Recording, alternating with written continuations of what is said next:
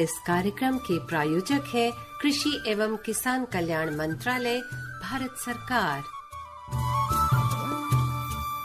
नमस्कार, आप सुन रहे हैं हमारा किसानों पर आधारित कार्यक्रम किसान की बात और अरुणेश के साथ, और साथ में हमारे हैं कोमल जी। और स्वागत है आप सभी का कार्यक्रम में। और कार्यक्रम में हम लेकर आए हैं ढेर सारी जानकारियां आप सभी के लिए। और जैसे अरुणेश, बहुत सारी चीजें होती है ना हमारे जीवन में जिसके बिना हम अधूरा महसूस करते हैं, तो ऐसी ही कुछ चीजें होती है जिनके बिना हमारा किचन अधूरा होता है। बिल्कुल। और अब मैं समझ गया कि आपका इशारा किस तरफ है, क्योंकि अगर आलू और प्याज के बाद किसी सब्जी की सबसे ज्यादा बात होती है तो वो होता है टमाटर। और टमाटर के बिना सब्जी का रंग जो है अधूरा होता है। और टमाटर हेल्थी भी बहुत होता है, स्वास्थ्य के लिए बहुत लाभदायक होता है। बिल्कुल, विटामिन सी से भरा हुआ ये जो टमाटर होता है, लाल लाल टमाटर, ये हम सभी के किचन की एक जो है बहुत महत्वपूर्ण सब्जी होती है। और इसे हम बहुत तरीके से इस्तेमाल करते हैं, सलाद के रूप में भी इस्तेमाल करते हैं, चटनी के रूप में भी, सब्जी जो भी आप बनाते हैं। और टमाटर के जायके के बिना लगभग सारी सब्जियां जो है वो अधूरी होती हैं। बिल्कुल सही बात कहा। और इसीलिए आज के संदर्भ में ये जानना बेहद जरूरी है कि जो टमाटर की खेती है उसे कैसे किया जाए, और उसे उगाने का सही समय क्या है, किस तरह की मिट्टी होनी चाहिए, और किस तरह कर उसमें उर्वरक यानी खाद और पानी की बात करनी चाहिए। बिल्कुल। और इसके साथ साथ ये भी जानना बहुत जरूरी है कि आप उस फसल की देखभाल किस तरीके से करें। या अगर आपकी फसल में, कई बार ऐसा होता है ना अरुणेश, की आपकी फसल में फूल तो लग जाते हैं लेकिन वहां पर फल नहीं आते हैं, तो ऐसे कौन से कारण हो जाते हैं, ये भी जानना बहुत जरूरी होता है हमारे किसानों के लिए, ताकि वो एक अच्छे से अच्छा मुनाफा कमा सके अपनी फसल के जरिए। बिल्कुल सही कहा कोमल आपने। और इसी बात पर आज हम अपने श्रोताओं को एक बेहद अच्छी चर्चा सुनवाने वाले हैं कि टमाटर फसल की देखभाल कैसे करें। और आरती ने इस पर चर्चा की है। हमारे प्रधान वैज्ञानिक हैं शाकीय विज्ञान संभाग कृषि अनुसंधान संस्थान पूसा के डॉक्टर जाकिर हुसैन। तो आइए सुनते हैं आरती से की हुई उनकी ये बातचीत। किसान भाइयों नमस्कार, मैं हूं आरती। आज हमारे साथ हैं डॉक्टर जाकिर हुसैन जी, जो प्रधान वैज्ञानिक हैं शाकीय विज्ञान संभाग पूसा, नई दिल्ली में। डॉक्टर साहब, बहुत बहुत स्वागत कार्यक्रम में आपका। धन्यवाद। साथियों, आप जानते ही हैं टमाटर एक ऐसी फसल है जो सलाद के काम भी आती है, सब्जी के काम भी आती है, और पोषक तत्वों से तो भरपूर है। और किसान मित्रों की बात करें तो उन्हें आमदनी भी इससे अच्छी खासी मिल जाती है। भाई, एक ऐसी फसल जो साल भर उगाई जा सकती है, और इससे आप अच्छी उपज कैसे ले हमारे किसान मित्र, इसकी मार्केटिंग कैसे करें और किस तरह से आसानी से उपलब्ध हो जाए ये सभी उपभोक्ताओं तक, इसी के बारे में आज हम बात करेंगे डॉक्टर जाकिर हुसैन से। तो आइए शुरुआत करते हैं। तो डॉक्टर साहब, सबसे पहले आपसे यही जानना चाहेंगे कि टमाटर की खेती आखिर हमारे किसान मित्रों के लिए किस तरह से लाभदायक है, वो क्यों करें? जैसा आपने अभी बताया कि ये सारे साल जो है खाने वाला फल है जी, और सब्जी में से कम एक बार तो बनता ही है, तो और सबके सब जो है सारे भारतवर्ष में ये प्रयोग होता है। क्योंकि इसको हम रख रखाव नहीं कर सकते, तो ताज़ा फल चाहिए होता है खाने के और सब्जी बनाने के लिए भी। तो इस कारण पूरे भारतवर्ष में इसको उगाया जाता है। और आप ये देखें, पूरे के पूरे साल टमाटर भारतवर्ष में उगाया जाता है। ठीक है, गर्मियों में जब मैदानी इलाकों में तापमान बढ़ जाता है तो पहाड़ी इलाकों में होता है, अन्यथा पूरे भारतवर्ष में, क्योंकि पूरा भारतवर्ष टमाटर खाता है। और ये बहुत ही लाभदायक फसल भी है, क्योंकि किसान इससे अच्छी आमदनी ले सकता है। अगर इसके भाव देखें तो भाव भी खासतौर से जो ताज़ा फल में जो लेते हैं खाने के, उसमें या सब्जी बनाने के उसके, तो उसमें भाव में बहुत उतार चढ़ाव होता है। तो किसान अगर उपयुक्त जानकारी, उपयुक्त तकनीक लें तो भाव अच्छा हो फसल का, तो उस समय फसल का अपना बेचकर अत्यधिक मुनाफा कमा सकते हैं।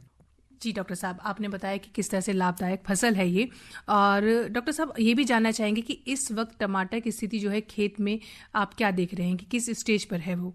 मैदानी इलाकों में अब फसल की रोपाई पहले हो चुकी थी, अब वो फ्लावरिंग स्टेज पे फूल आने लगा है। अब जैसे ही तापमान बढ़ता है तो जीवाणु कीटाणु जो है उनका भी प्रभाव शुरू हो जाता है। तो किसान भाई ये ध्यान रखें कि कोई पे फसल में कोई रोग तो नहीं दिखाई दे रहा, सावधानी पूर्वक, क्योंकि अभी तक जाड़े में थी तो कोई प्रकोप नहीं था जाड़े की वजह से। लेकिन अब क्योंकि तापमान बढ़ रहा है तो फसल में भी बढ़वारी हो रही है, तो जीवाणु कीटाणु, खास तौर से जो पछेती झुलसा है, कोई और जीवाणु विषाणु रोग है, तो उस पर ध्यान रखें। अगर उसमें बीमारी दिखती है तो उसी अनुसार उस पर दवाई का, फंजीसाइड का या इंसेक्टिसाइड का स्प्रे करें। क्योंकि इस समय फूल की अवस्था है तो अत्यधिक नमी ना रखें, ताकि फल जो है, फूल से फल सेटिंग अच्छी हो उसमें। और निराई गुड़ाई का उपयुक्त, और जो फर्टिगेशन, जो सेकंड डोज जो है यूरिया की, वो भी जो अगर उन्होंने किसान भाइयों ने नहीं दी है वो भी दें। और निराई गुड़ाई करके एक हल्की सिंचाई और स्वच्छ फसल हो ताकि उसमें फल अच्छा लगे। जी डॉक्टर साहब, आपने ये बताया जो जिनकी फसल लगी हुई है और अभी क्या क्या ध्यान रखना है, इस विषय पे हम अभी और भी बातें करेंगे। लेकिन क्या ऐसा भी हो सकता है कि जो अभी फसल लगाना चाहते हैं टमाटर की, तो क्या वो लगा सकते हैं? क्योंकि मार्च में तापमान 35-40 डिग्री से ऊपर चला जाता है और टमाटर के लिए उपयुक्त समय 18 से 30 डिग्री का तापमान उपयुक्त होता है जी। तो जैसे जैसे गर्मी बढ़ती है तो उसमें पैदावार कम होती जाती है और बढ़वार भी कम हो जाती है। तो क्या होता है, मार्च के बाद पहाड़ी इलाके हैं, चाहे उत्तराखंड है, चाहे हिमाचल है, श्रीनगर है, ये जम्मू कश्मीर है, तो उनमें क्योंकि गर्मियों में भी तापमान कम रहता है तो उनमें इसकी रोपाई की जो तैयारी किसान भाई कर रहे होंगे। तो उसमें किसान भाई ये ध्यान रखें कि जो इन पहाड़ी इलाकों में जो पछेती झुलसा या अगेती झुलसा रोग का प्रकोप बहुत अधिक होता है बरसात के समय भी। एक तो ये प्रजातियां लें वो रोगरोधी हों, और पौध की अच्छी से तैयारी करें, उसको निरोगी पौध जब आप रोपाई करेंगे तो आपकी फसल भी बहुत अच्छी होगी। जी डॉक्टर साहब, आपने कहा पौध की तैयारी बहुत अच्छे से करें, तो इसके लिए आप कुछ विशेष बताना चाहेंगे, किस तरह से पौध की तैयारी कर सकते हैं, किस तरह वो अपने खेत की तैयारी करें ताकि एक अच्छी फसल जो है लगकर तैयार हो? पौध का बस यही है कि उसमें कोई बीमारी ना लगे, क्योंकि अगर बीमार पौध को आप खेत में रोपाई करेंगे तो फिर आपका पौधा बीमार होगा। नीची जगह पे अगर लगाएंगे तो पानी भरने से, भराव से पौध का सड़ने का खतरा रहता है, और उसमें जब पौध लगाने से पहले फंजीसाइड और इंसेक्टिसाइड से उपचार करके ही आप रोपाई करें तो पौधे की अच्छी बढ़वार होगी, स्वस्थ पौधा होगा तो अच्छी पैदावार होगी। जी डॉक्टर साहब, अभी हमने ये भी बात की थी कि जिनकी जो फसल लगी हुई है, फूल आना उसमें शुरू हो गए हैं, तो इस समय पर अगर समसामयिक कार्य हम देखते हैं तो क्या क्या उनको विशेष तौर पर करने चाहिए? इसमें मुख्यतः निराई गुड़ाई करके, और जो फर्टिलाइजर जो है यूरिया की डोज, जो सेकंड डोज जिसको कहते हैं, उसको किसान भाई डालें और हल्की सिंचाई दें, और ध्यान से फसल का रख रखाव देखें, उस पर कोई बीमारी तो नहीं लग रही, क्योंकि तापमान बढ़ रहा है तो बीमारी लगने की संभावना बढ़ जाती, चाहे वो कीड़ों की बीमारी है, चाहे वो झुलसा बीमारी हो। अगर है तो उपयुक्त दवाई का स्प्रे समय से कर दें, क्योंकि नहीं करेंगे, ध्यान नहीं रखेंगे तो प्रकोप बढ़ जाएगा। जी डॉक्टर साहब, कौन कौन से कीट या बीमारी हैं जो लग सकती है, और उनकी अगर कुछ दवाओं के नाम भी आप बताना चाहें तो? अगर मैदानों इलाकों में जाएं, इस टाइम चैपा और मक्खी भी, सफेद मक्खी भी रहती है, तो वो विषाणु वायरस फैलाती है, तो जो इमिडाक्लोरोपिड है इंसेक्टिसाइड वो उपयुक्त है उसमें। और जो झुलसा के लिए कॉपर ऑक्सीक्लोराइड और मैंकोजेब अलग कॉम्बिनेशन में अच्छी गुणवत्ता के और दवाई हो तो उनका आप उसी हिसाब से कर सकते हैं। कुछ मात्रा का आप अनुपात बताना चाहें? अगर आप जो फंजीसाइड है, अधिकतर जो ये मात्रा है 2 ग्राम प्रति लीटर के हिसाब से, अगर आप 1 एकड़ में 200 लीटर का स्प्रे करेंगे तो 400 ग्राम आपको दवाई चाहिएगी फंजीसाइड। इमिडाक्लोरोपिड का आप 3 ml को 10 लीटर में, 3 से 5 ml 10 लीटर में घोल का बना के आप उसका स्प्रे कर सकते। जी डॉक्टर साहब, एक चीज और भी है कि जब पौध तैयार हो गई पूरी तरह से, पौध की हमारी फसल जो पूरी तरह से तैयार हो गई है, अब कैसे किसान जाने कि अब इसको तोड़ने का समय हो गया, और तुड़ाई की कोई विशेष तकनीक अगर है तो क्या? हल्का रंग बदलने के बाद, अब क्योंकि अभी अब फल सेट हो रहा है, जो मैदानी इलाकों की अगर बात करें तो अभी फल सेट होगा तो उसके 60 दिन बाद तुड़ाई होगी। जी 55 से 60 दिन, जैसे ये प्रजाति पे निर्भर करता है। तो किसान भाई ये ध्यान रखें, बहुत अलग अलग भिन्न प्रकार की प्रजातियां हैं कि अगर वो गर्मी में सहनशीलता अधिक है तो उनको पहले तुड़ाई करें, उनको हल्का सा रंग बदलते हैं। कई प्रजातियां होती हैं जो ठोस होती हैं, उनकी फर्मनेस अच्छी होती है, तो उनको आप तुड़ाई तो समय से ही करें। तो ये ध्यान रखें इसमें कि आपके जो क्षेत्र है उसमें जो हल्की जो फर्मनेस की वो ठोस प्रजातियां जो है नुकसान तो नहीं है, वो पिलपिला तो नहीं जाती हैं, उसी हिसाब से वो प्रजाति का चुनाव करें कि उनकी गुणवत्ता मंडी जाने तक बनी रहे। ये किसान भाई ध्यान जरूर रखें। जी बिल्कुल, आपने कहा गुणवत्ता जो है मंडी जाने तक बनी रहनी चाहिए। तो डॉक्टर साहब बहुत सी बातें जिनका हमें ध्यान रखना पड़ता होगा किसान मित्रों को, कि तोड़ने और भंडारण और मंडी जाने तक का जो समय है उसमें जो टमाटर है वो किस स्थिति में होना चाहिए ताकि मंडी तक आराम से पहुंच जाए। जैसे ही हल्का लाल रंग बनना शुरू होता है किसान भाई उसको तोड़ सकते हैं। उसके बाद वो 7 से 8 दिन में पूरा लाल होगा। तो अगर पूरा लाल जो टमाटर मंडी में जाता है उसका भाव गिर जाता है, क्योंकि उसके बाद रेडी से और आगे जो कंज्यूमर पे जाता है तब तक और वो सड़ना शुरू हो जाता है। इसलिए किसान भाई जैसे ही रंग बदलता है, और क्योंकि तापमान बढ़ गया है तो पकाव भी जल्दी हो जाता है, तो उसमें देरी ना करें, तुरंत प्रभाव से को लाल होने का इंतजार बिल्कुल नहीं करें। जैसे ही हल्का रंग बदलता है तुरंत उसको तोड़ें। उसमें जो फर्म भी रहेगा, मजबूत भी रहेगा और उसकी गुणवत्ता बनी रहेगी, तभी उसको कंज्यूमर खरीदेगा।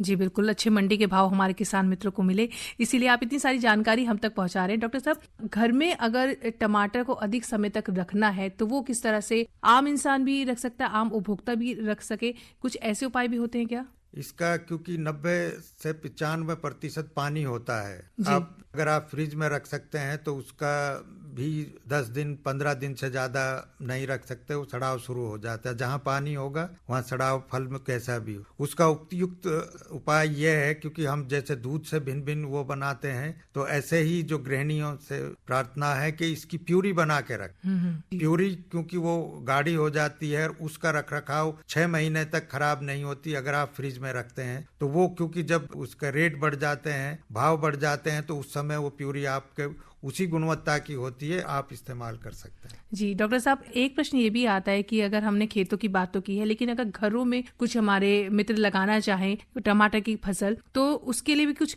खास ध्यान रखना होगा इस मौसम में? ध्यान वही है उसमें, क्योंकि अब वो गमलों में लगाते हैं खास तौर से, या छत पे लगाते हैं, उसी हिसाब से जो मिट्टी और खाद की मात्रा वो उपयुक्त रखें। क्योंकि मिट्टी में तो वैसे ही खाद की मात्रा उपयुक्त रहती है, क्योंकि गमलों में क्योंकि 3-4 महीने की फसल है, अगर उसको अंत समय में, फल के समय में अगर उसको खाद नहीं मिला तो वो फल छोटे हो जाएंगे, पकेंगे नहीं। तो इसलिए गमलों में उपयुक्त खाद की मात्रा रखें, तो कोई उसके फल की गुणवत्ता अच्छी होगी, साइज अच्छा होगा। जी, आपने एक सुझाव दिया कि जो अगर घर में हमें रखना है तो हम उसको प्यूरी बना सकते हैं, प्यूरी बना के रखा जा सकता है। लेकिन अगर इसको थोड़े बड़े स्तर पर देखा जाए तो मूल्य संवर्धन की जब बात होती है तो टमाटर के इसमें कितने स्कोप है टमाटर की फसल की? बहुत स्कोप है, क्योंकि अगर आप देखें तो अभी भी क्योंकि 50% से ज्यादा भारत अब शहरी नागरिक हो गया है, और हम सभी जो है केचप के टमाटर के भिन्न भिन्न प्रोडक्ट हम यूज करते हैं। तो आप ये देखिए कि ये है अगले 1-2 सालों में प्रति व्यक्ति 1.25 किलो 750 ग्राम केचप की रिक्वायरमेंट बढ़ जाएगी। तो आप इससे अंदाजा लगा सकते हैं कि कितनी केचप की रिक्वायरमेंट। इसलिए प्रोसेसिंग, टोमेटो प्रोसेसिंग बहुत अर्जेंट भी है, क्योंकि अभी हम जो इंपोर्ट कर रहे हैं बाहर से वो बड़ा घाटा हो रहा है देश के रेवेन्यू का। तो किसान भाई को यहाँ सड़कों पे टमाटर फेंक रहे हैं, तो क्यों ना हम प्रोसेसिंग टोमेटो वैरायटी लगाएं, तो देश में ही निर्मित हो और उसको नागरिक प्रयोग करें और उसका लाभ उठाएं, किसानों को उसका उपयुक्त जो है भाव मिले। तो हमारी जैसे एक वैरायटी है पूसा प्रसंस्कृत, भारतीय कृषि अनुसंधान संस्थान ने विकसित की है, वो इसके लिए बड़ी उपयुक्त प्रजाति है। टोमेटो प्यूरी और कंसंट्रेट जो बनाते हैं उसके लिए, तो उसका अच्छा गुणवत्ता की केचप और वो सब बन सकता है। तो किसान भाई अगर उसे लगाएं तो अत्यंत उसके जो भाव भी अच्छे मिलेंगे और उनको कोई घाटा नहीं होगा। जी डॉक्टर साहब, एक चीज ये भी देखने में आती है कि जो अप्रैल और मई का जो समय होता है, इस समय टमाटर के भाव कहीं ना कहीं देखने को मिलते हैं कि गिर जाते हैं, लेकिन कुछ ही समय बाद फिर वापस से बहुत तेजी से इसमें उछाल भी आता है। तो इस समस्या से भी अगर जूझना पड़े तो इसके लिए आप क्या कहेंगे? ये तो मांग और आपूर्ति का वो है, क्योंकि मई में क्योंकि तापमान बढ़ जाता है, टमाटर का पकाव जल्दी हो जाता है, तो मंडी में आवक बढ़ जाती है। जब आवक बढ़ जाती है तो भाव गिर जाते हैं। और फिर किसान को उसमें फिर फायदे का सौदा नहीं, किसान ये देखता है कि उसको मंडी ले जाने की भी जो वो है पूरा नहीं होता, तो किसान सड़कों पे फेंकता है। उसका उपयुक्त यही है कि प्रोसेसिंग वैरायटी लगाए, तो उस समय वो जो प्रोसेसिंग प्लांट हैं उनको अगर आप बेचेंगे तो वो ठीक भाव से खरीदेंगे और आपको घाटा नहीं होगा किसान को, और ये सब लाभ का सौदा होगा। अब इस कार्यक्रम को, इस चर्चा को यहाँ पर समाप्त करने का समय हो रहा है, लेकिन फिर भी चलते चलते आप हमारे किसान मित्रों से क्या कहना चाहेंगे कि अगर टमाटर की फसल वो लगा रहे हैं तो विशेष तौर पर एक चीज का तो वो जरूर ध्यान रखें। आप क्या कहना चाहेंगे? ये क्योंकि लाभदायी है और भाव बहुत उतार चढ़ाव है, तो किसान भाई को इसकी जानकारी अत्यंत महत्व है कि भाई किस समय कौन सी फसल, कौन सी प्रजाति लगानी है, कहाँ उसके अच्छे भाव हैं, किस समय लगाना है, कौन सी बीमारियां आती हैं। तो किसान उपयुक्त जानकारी हर समय उस फसल की रखें तो निश्चय ही किसान भाई बहुत अच्छी फसल ले पाएंगे और उसका बहुत अच्छा भाव भी ले पाएंगे और अत्यंत लाभकारी फसल किसान भाइयों की होंगी। हिम्मत ना हारें, इसमें बीमारी भी आती है, सब भी आती है, पर अगर जानकारी रखेंगे निश्चय ही अच्छी फसल पैदा कर पाएंगे। जी बिल्कुल, जानकारी और जागरूकता बेहद जरूरी है किसान भाइयों। और बहुत सारी बातें डॉक्टर जाकिर हुसैन साहब ने हमारे साथ साझा की, इसके लिए हम डॉक्टर साहब आपका बहुत बहुत धन्यवाद करते हैं। तो श्रोताओं, अभी आप सुन रहे थे टमाटर फसल की देखभाल विषय पर डॉक्टर जाकिर हुसैन, प्रधान वैज्ञानिक, शाक्य विज्ञान संभाग, भारतीय कृषि अनुसंधान संस्थान पूसा, नई दिल्ली से हमारी सहयोगी आरती की ये बातचीत। और अरुणेश, इतनी सारी जानकारी डॉक्टर साहब ने इस दौरान दी और हमारे जितने भी सुनने वाले श्रोता हैं उनको ऐसी बहुत सारी बातें जो है इसके दौरान पता चली होंगी, डॉक्टर साहब की बातचीत से पता चली होगी, जो आरती ने उनसे सवाल किए। जैसे आरती ने पूछा कि कुछ समय के बाद, अप्रैल मई का जब समय आता है तो टमाटर के भाव जो है बहुत ज़्यादा कम हो जाते हैं और उसके बाद एकदम से बढ़ना शुरू हो जाते हैं। तो उस पर डॉक्टर साहब का बड़ा अच्छा एक सुझाव था। उन्होंने कहा कि जब आप प्रोसेसिंग वाले टमाटर की फसल लेंगे तो ऐसे में आपको उससे नुकसान कम से कम होगा और आप उन टमाटर की प्रोसेसिंग करके उसे आगे दूसरी चीज़ों के लिए भी वो इस्तेमाल कर सकते हैं। बिल्कुल कोमल, सही कहा आपने, और ये बेहद ही जानकारी से भरी बातचीत थी, क्योंकि इसमें टमाटर का फसल किस तरीके से करें, किस तरह की मिट्टी हो, खाद और पानी के बारे में हो, जो हमारे एक्सपर्ट थे डॉक्टर साहब, उन्होंने बहुत अच्छे से हमारे श्रोताओं को जानकारी दी। इसके अलावा एक महत्वपूर्ण बात यह भी है कोमल कि टमाटर के पौधे को सिर्फ हमारे किसान भाई ही नहीं, कई ऐसे जागरूक उपभोक्ता हैं जो अपने घर में गमला रखते हैं और गमले में भी टमाटर के पौधे को लगाते हैं, और उसके लिए किस तरह की मिट्टी होनी चाहिए, कितना उसमें पानी देना चाहिए, कितना धूप दिखाना चाहिए, क्योंकि टमाटर के पौधे को धूप दिखाना भी जरूरी होता है। इसके अलावा ग्रोथ कितने दिनों में होती है टमाटर के पौधे की, तो ये रोपण कैसे करें, कटाई कैसे करें। तो मुझे पूरी उम्मीद है कि इससे हमारे जो सुनने वाले हैं, हमारे श्रोता हैं, उनको बहुत ही ये महत्वपूर्ण जानकारी लगी होगी। और इसमें एक जो खास बात है कि टमाटर का जो है कभी बहुत महंगे हो जाते हैं, कभी बहुत सस्ते हो जाते हैं, तो इसको लेकर के आम उपभोक्ता की नज़र से भी डॉक्टर साहब ने बहुत अच्छा जवाब दिया, जिसका आपने अभी थोड़ी देर पहले ही जिक्र किया था। तो महत्वपूर्ण बात यह है कि टमाटर की उन्नत किस्में कौन सी हैं, किस तरह की हाइब्रिड किस्में हैं या देसी किस्में हैं, और इसके अलावा 1 एकड़ में कितने क्विंटल टमाटर की पैदावार हो सकती है। तो ये मोटे मोटे जो बड़े सवाल हमारे टमाटर की खेती करने वाले किसान भाइयों के मन में रहते हैं, मुझे पूरी उम्मीद है कि उनके इन सभी सवालों का जवाब इस बातचीत में जरूर मिला होगा। और बातचीत कर रही थी आरती, और जो कि प्रमुख हमारे डॉक्टर जाकिर हुसैन साहब थे, जो आज हमारे गेस्ट थे। ये प्रधान वैज्ञानिक हैं शाकीय विज्ञान संभाग, कृषि अनुसंधान संस्थान पूसा के। बिल्कुल, और इसी पर हम ये भी कहना चाहेंगे कि हमारे जितने भी किसान मित्र हमें सुन रहे हैं और टमाटर की फसल कर रहे हैं या जो भी उनकी फसल उनके खेतों में लगी हुई है, वो अपने खेतों की सतत निगरानी करते रहें, निराई गुड़ाई करते रहें, और अगर कोई भी संदेहास्पद पौधा वहां पर उनको दिखाई देता है, खरपतवार दिखाई देती है, तो उसका तुरंत निपटान करें। और अगर आपको जरूरत महसूस हो तो आप अपने कृषि विज्ञान केंद्र में या जो भी किसान कॉल सेंटर में भी संपर्क कर सकते हैं, वहां पे भी फोन करके आप जानकारी ले सकते हैं। बिल्कुल, और कार्यक्रम चल रहा है किसान की बात, यहाँ पर लेते हैं एक छोटा सा विराम। प्रधानमंत्री किसान मान धन योजना, मिलेगा पेंशन का सहारा, कृषक ना होगा बेसहारा, जुड़ेगा खुशियों से नाता, कटेगा सुख से बुढ़ापा, सुरक्षित होगा अन्नदाता सुरक्षित होगा अन्नदाता।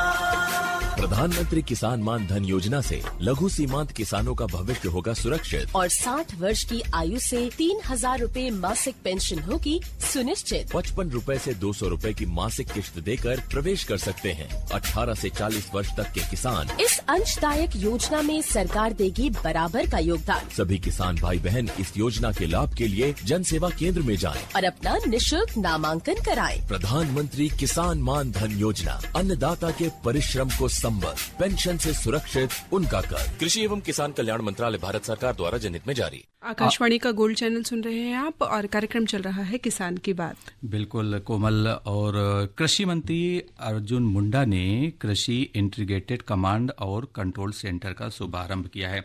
जैसा कि कोमल हम जानते हैं कि ये डिजिटल इंडिया का दौर है, हमारी सरकार इसको बहुत बढ़ावा दे रही है, तो क्यों ना कृषि के जो सेक्टर है, जो हमारा फार्मिंग सेक्टर है, वहां पर किस तरह से टेक्नोलॉजी का प्रयोग किया जाए, किस तरीके से उन्नति खेती के उपयोग में लाया जाए, इसको लेकर के देश के किसानों को डिजिटल टेक्नोलॉजी का उपयोग करके सूचना, सेवा और सुविधाओं से लैस कर उन्हें सशक्त बनाने के मकसद से ही केंद्रीय कृषि मंत्री अर्जुन मुंडा ने दिल्ली में स्थापित कृषि इंटीग्रेटेड कमांड और कंट्रोल सेंटर का हाल ही में शुभारंभ किया है। उन्होंने इस मौके पर यह कहा है कि किसानों को आत्मनिर्भर बनाने के लिए ये एक नवाचार है। प्रधानमंत्री मोदी का जो मूल मंत्र है, और वो मूल मंत्र क्या है कोमल, की मिनिमम गवर्नमेंट और मैक्सिमम गवर्नेंस, इस मूल मंत्र को ध्यान में रखते हुए केंद्रीय कृषि मंत्री ने यह कहा है कि कृषि के फील्ड में भी नवाचार और टेक्नोलॉजी को उपयोग में लाया जाएगा, ताकि ये सुनिश्चित किया जा सके कि आम आदमी का जीवन अनावश्यक रूप से प्रभावित न हो। इसके अलावा उन्होंने ये भी कहा कि आज किसानों की लाभ के लिए मंत्रालय लगातार नई नई कोशिश कर रहा है और उसकी इसी कोशिश का ये परिणाम है कि अब इसमें डिजिटल आयाम भी जोड़ा गया है। कृषि मंत्री ने यह भी कहा कि टेक्नोलॉजी आज सबके जीवन का अभिन्न अंग बन गई है। एक सहयोगी के रूप में सरकार की ये अपनी जिम्मेदारी है कि वो टेक्नोलॉजी को और अधिक मजबूत बनाए, लोगों तक उसकी आम पहुंच को सुलभ बनाए और ऐसे में किसान भाई भी उससे अछूते ना रहें। इसीलिए इस कृषि इंटीग्रेटेड कमांड और कंट्रोल सेंटर का शुभारंभ किया गया है। कोमल, तो इसमें महत्वपूर्ण बात यही है कि हमारे जो किसान भाई हैं तो वो एक तरीके से सरकार से जुड़ सकते हैं, किसान कॉल सेंटर से जुड़कर भी अपनी समस्याओं का समाधान पा सकते हैं। इसीलिए इस कृषि इंटीग्रेटेड कमांड और कंट्रोल सेंटर का जो है शुभारंभ केंद्रीय कृषि मंत्री अर्जुन मुंडा के द्वारा किया गया है। अपने आप को स्वावलंबन, सक्षम और सशक्त बनाते हुए राष्ट्र को सशक्त बनाए, इस उद्देश्य के साथ डिजिटल टेक्नोलॉजी में जितने अधिक सहयोग आम जनता को हो सकता है, इसी लक्ष्य को लेकर आज कृषि मंत्रालय एक नए आयाम को जोड़ रहा है और इसमें टेक्निकल लोगों ने काफ़ी अच्छी भूमिका निभाई है, जिसका लोकार्पण करते हुए हमें बेहद प्रसन्नता हो रही है। मैं आप सबको बहुत बहुत बधाई देता हूँ। टेक्नोलॉजी, प्रौद्योगिकी सबके लिए एक अभिन्न अंग बन गया है। एक सहयोगी की भूमिका में सरकार की अपनी जिम्मेदारी है, तो टेक्नोलॉजी उसे और सशक्त माध्यम बनाती है। जो टेक्नोलॉजी से संपर्कित नहीं है, इसके बावजूद भी टेक्नोलॉजी का लाभ ले सकता है, ये सरकार की मंशा है, क्योंकि उनके बारे में उन्हें जितनी जानकारी सतही तौर पर है, उनके बारे में हमारे पास भी वो सतही जानकारी टेक्नोलॉजी के माध्यम से ये सुनिश्चित करने के लिए कि उसे और कैसे असिस्ट किया जाए और ट्रांसपेरेंसी के साथ, लक्ष्य के साथ, प्रतिबद्धता के साथ वो सारी चीजें सुनिश्चित की जाए, जिससे एक आम गांव में रहने वाला किसान अपने आप को इस मामले में पूरी तरीके से आत्मनिर्भर बना पाए। किसानों के लिए हम बेहतर सूचना, सेवा और सुविधा को कैसे सुगम बनाएं, उनके उत्पादन क्षमता को, संभावनाओं को एक सहयोगी के भूमिका में कैसे बढ़ा सके, पेस्टिसाइड का इस्तेमाल किस तरीके से करना चाहिए और किसान किस तरीके से उसे अधिक उपजाऊ बना सकता है और किसान किन चुनौतियों का मुकाबला कर रहा है, उन चुनौतियों का मुकाबला करते हुए सरकार की योजनाओं का लाभ उन्हें किस तरीके से सुगम, सहज, सरल तरीके से उपलब्ध हो, आज महिला दिवस है। महिला दिवस के अवसर पर जहां माननीय प्रधानमंत्री जी ने पर्यावरण के लिए भी और घर प्रदूषण रहित हो इसके लिए भी महिलाओं को गैस में सब्सिडी दी है और उसको कंटिन्यू किया है, तो वहीं इस वर्ष को नारी शक्ति वर्ष के रूप में प्रतिपादित करते हुए 26 जनवरी को दुनिया के सामने प्रस्तुत किया है कि किस तरह हमारी नारी शक्ति दुनिया में एक सक्षमता प्रदर्शित कर रहे हैं। और इस समय हम गर्व के साथ ये कह सकते हैं कि भारत वास्तविक रूप से नारी सम्मान राष्ट्र नए सिरे से प्रतिबिंब हो रहा है। और ये जो कृषि के क्षेत्र में यह कार्यक्रम हो रहा है, यह भी एक तरीके से भारत के नारियों के प्रति समर्पण का एक संदेश है, जहां किसान महसूस करता है कि हमारे कृषि मंत्रालय होना चाहिए, वहाँ हम हमेशा खड़े मिलेंगे। ऐसी आशा के साथ आज इस डिजिटल टेक्नोलॉजी का एक नया आयाम जो मंत्रालय के साथ जुड़ा है। बहुत बहुत धन्यवाद। तो अभी आप सुन रहे थे हमारे केंद्रीय कृषि मंत्री को, जिसके बारे में वो अभी इंटीग्रेटेड सेंटर जिसका उद्घाटन किया गया था उसके बारे में वो जानकारी दे रहे थे। बिल्कुल, और इस जानकारी से और इस जो उद्घाटन जो किया गया उससे यही सामने आता है कि हमें ज्यादा से ज्यादा जो है टेक्नोलॉजी का इस्तेमाल करना चाहिए, और टेक्नोलॉजी के साथ जब हम चलेंगे तो हमारा देश जो है वो आगे कृषि में उन्नति करेगा और आगे की ओर बढ़ेगा। बिल्कुल, और इस बात को हमारी सरकार पूरी तरह से ध्यान दे रही है कि कृषि के क्षेत्र में किस तरह से तकनीकी का उपयोग किया जाए ताकि हमारे किसान आत्मनिर्भर हो सकें और उनकी आय दोगुनी हो सके। बिल्कुल, और अरुणेश इसी के साथ जो है वो घड़ी की सुइयां हमें कह रही हैं कि हम अपने कार्यक्रम में अब यहीं पर समापन की ओर इसे लेकर के जाएं, लेकिन इससे पहले हम अपने सुनने वाले सभी श्रोताओं से ये गुजारिश करते हैं कि अगर उन्हें हमारे कार्यक्रम से संबंधित कोई भी प्रतिक्रिया देनी है तो वो हमें मेल कर सकते हैं। हमारा ईमेल आईडी है kkbongold@gmail.com और हमें आप सभी की प्रतिक्रियाओं की प्रतीक्षा रहेगी। इसी के साथ आज के कार्यक्रम किसान की बात से मुझे कोमल और मुझे अरुणेश कुमार को अनुमति दीजिए। नमस्कार। इस कार्यक्रम के प्रायोजक थे कृषि एवं किसान कल्याण मंत्रालय, भारत सरकार।